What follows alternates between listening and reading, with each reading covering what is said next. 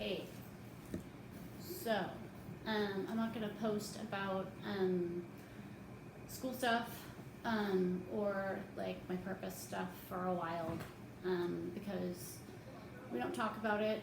I kind of figured out on my own, unfortunately, which I think is awful, that white people really are a liability. And just because you think you're being educational, it's not always a good time. Things you're saying aren't always helpful. Being tone deaf to the actual experiences of the people you're trying to have community with sucks. And for more than a couple of reasons, white silence is really needed right now. And I will wait for when it's time to say something again. Or someone will ask me to say something again. But and I really wish I could talk about why, but I think at some point in the future when things are just safer for people, we can dissect it then, but this is not a good time. So I didn't want that to be construed as me like not caring or being flaky. This is my life's work. I feel really strongly about it, but it could not be less about me. Instead of talking about the normal stuff, you should look up ALEC, A-L-E-C. And that's all I'm going to say about that too. I finished 1491 finally after like 5 fucking years. Like I had this book forever. And it took me getting the audiobook because I squirrel constantly, you know, I'm always trying to do 5 things, especially when I'm at home. And it's just not easy to read like in your ears and do stuff at the same time. I know people think it's easy. It's great when you're in the car because there's only one other thing you're really trying to do. So I think I'm going to try to do that more. Like definitely more audiobooks. That's been working. I really wish everyone would read it. Like when I think about like my top 5 favorite books, I don't like to rank everything, but as of right now, like 2 of them are children's books. One of them's like Chaos, and the other one is like this. I guess I want 5.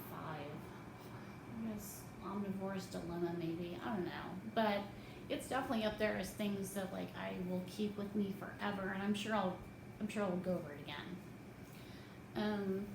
Bird is coming to visit. So excited. She got a hold of me a couple days ago and said that she'd be in town just overnight. So I'm really looking forward to hosting her later on in the month. It's gonna be great. Fuck yes. Yeah. Maya Bialik has this really amazing podcast breakdown, and it explains different things about mental health that are actually really, really like both deep and factual at the same time, which I appreciate.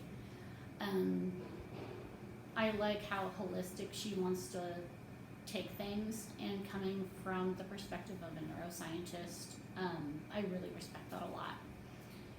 And like she's got this, she feels like me to me, which I think is not common. Like I think that we have similar purposes, so that it feels good that somebody's doing something that I'm doing in a different way, and every time I see that, it just really makes me happy. Like, yes, like you need to be doing that part of that.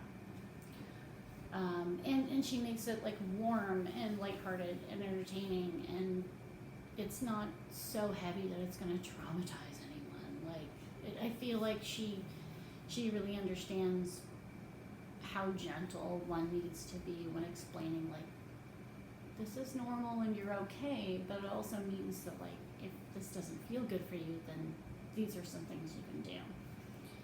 And I like that, and she's probably a little bit nicer about it than me. And she's a good example of me because I want to be better. But that said, I got dressed up. I actually use my curling iron, which I went and bought one a couple of months ago. I don't want to be vain, but you know, I wanted to look nice today, and you know, I wore a dress, showed off a little leg, like this thing that Koi got me, for Xmas. There's like a little bee. It's like dangling from the hive. It's like separate from it. It's super cute. Because Koi knows that I have a thing. Bees and I have a thing, and that we talk to each other. And so that was really nice to actually have something that I can, I don't know, wear that shows me that she gets that and that she respects that, and that also this is the first time I've worn it this year, so I wanted to, you know, wanted to make it count. But making a little bit of extra effort and going outside and doing First Friday Art Walk with Laura and her coworker. It was fucking rad. Super fucking queer art opening. It was just exactly what I needed. It was so good. You know, a couple of different folks coming in. It was really, it felt like a queer hoedown. It was really nice, except that there was less dancing, but you know, I think I found my queer home, so that's good. Yeah, because I was wondering where the fuck that was gonna come from. So, yeah, it's gonna take a while for me to figure out what else to say, but I'm glad that I can hold that space, and just be fucking quiet. Just learning how to be more silent and listening differently is good. But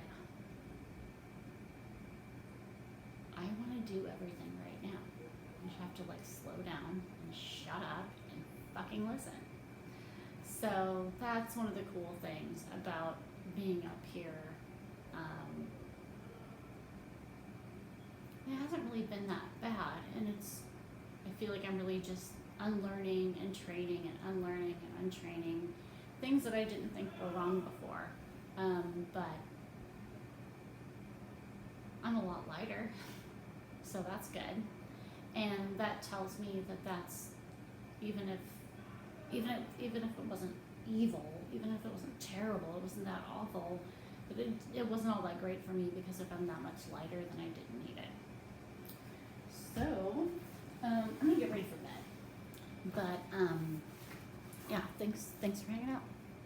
I fucking love you guys. Like, what? Yeah. Go get some camp on, okay? Word.